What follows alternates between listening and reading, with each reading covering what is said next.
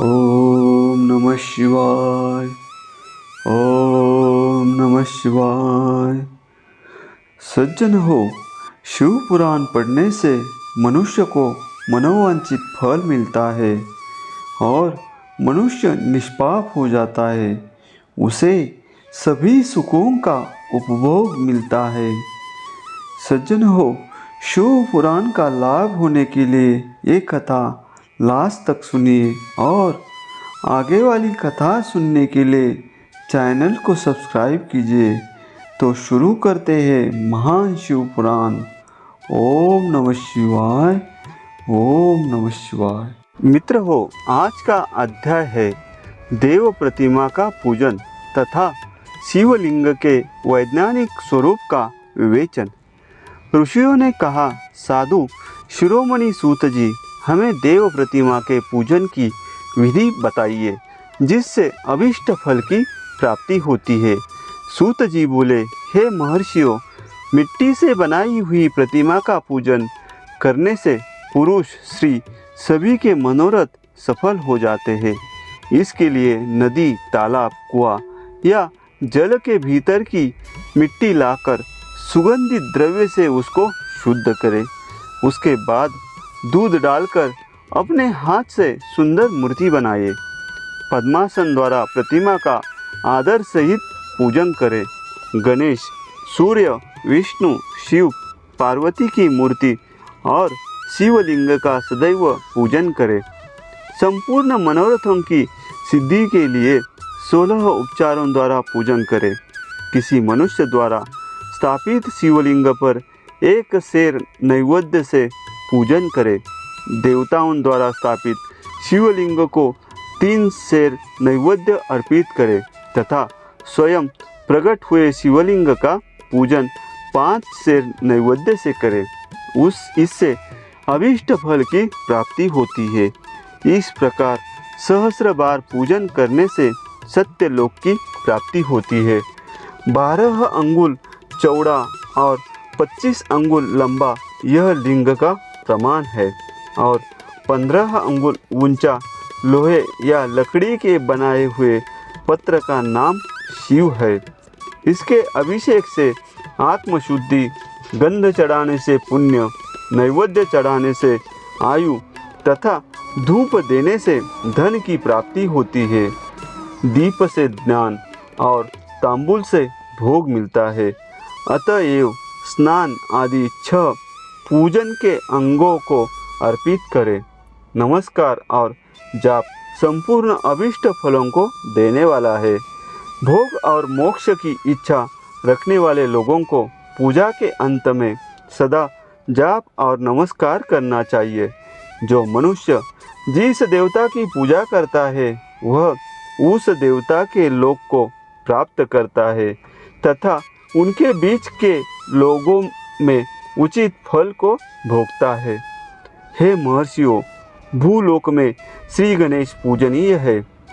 शिव जी के द्वारा निर्धारित तिथि, वार, नक्षत्र में जो विधि सहित इनकी पूजा करता है उसके सभी पाप एवं शोक दूर हो जाते हैं और वह अभीष्ट फलों को पाकर मोक्ष को प्राप्त करता है।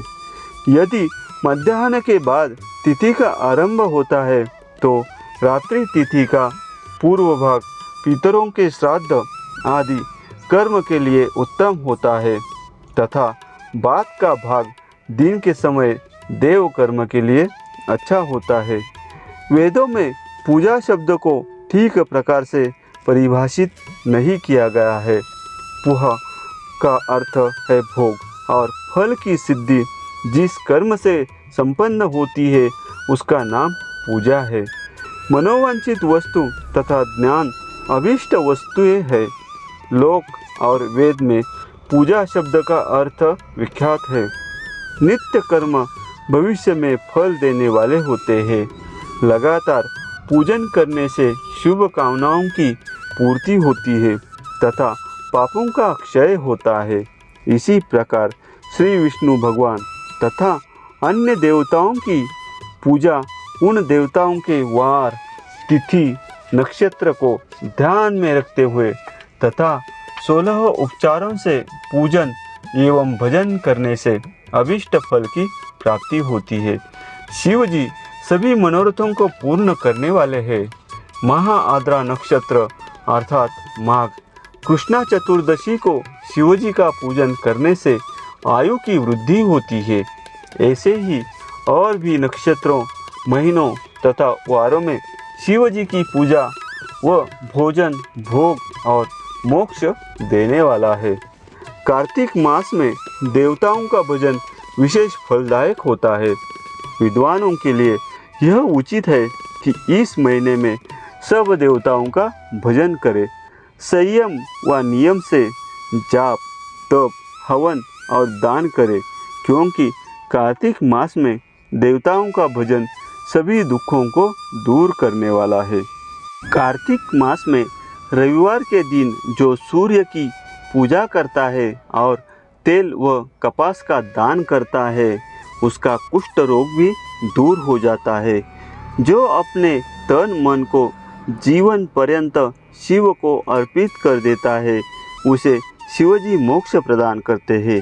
योनि और लिंग इन दोनों स्वरूपों के शिव स्वरूप में समाविष्ट होने के कारण वे जगत के जन्म निरूपण है और इसी नाते से जन्म की निवृत्ति के लिए शिवजी की पूजा का अलग विधान है।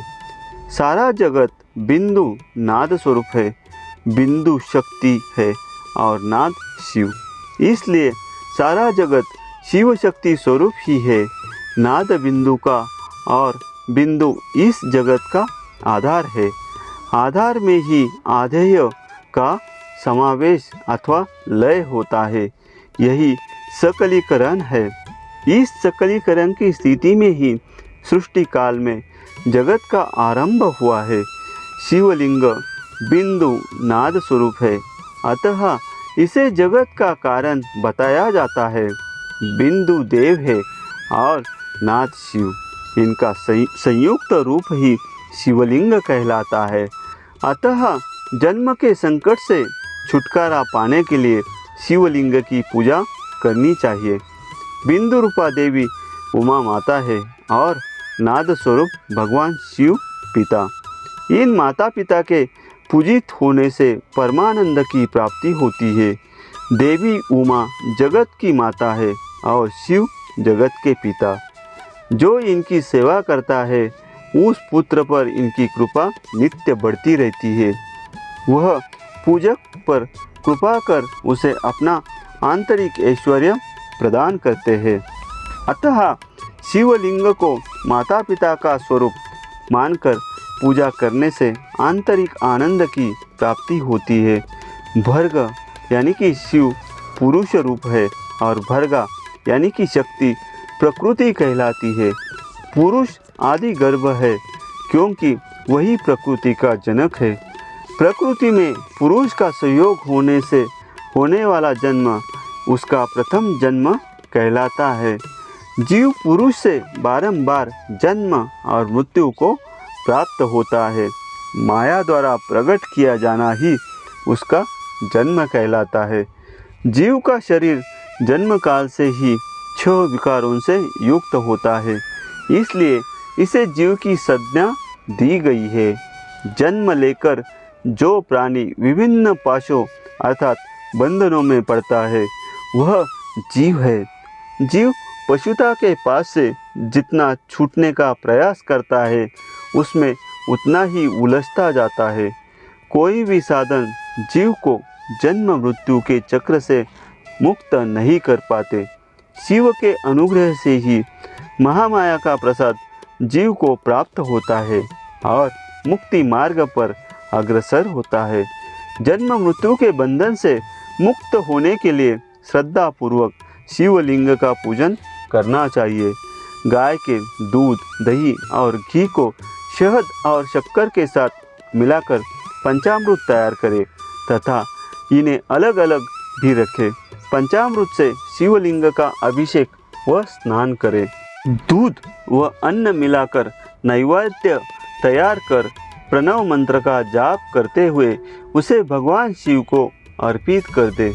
प्रणव को ध्वनिलिंग स्वयंभूलिंग और नाद स्वरूप होने के कारण नादलिंग तथा बिंदु स्वरूप होने के कारण बिंदुलिंग के रूप में प्रसिद्धि प्राप्त है। अचल रूप से प्रतिष्ठित शिवलिंग को मकार स्वरूप माना जाता है, इसलिए वह मकार लिंग कहलाता है।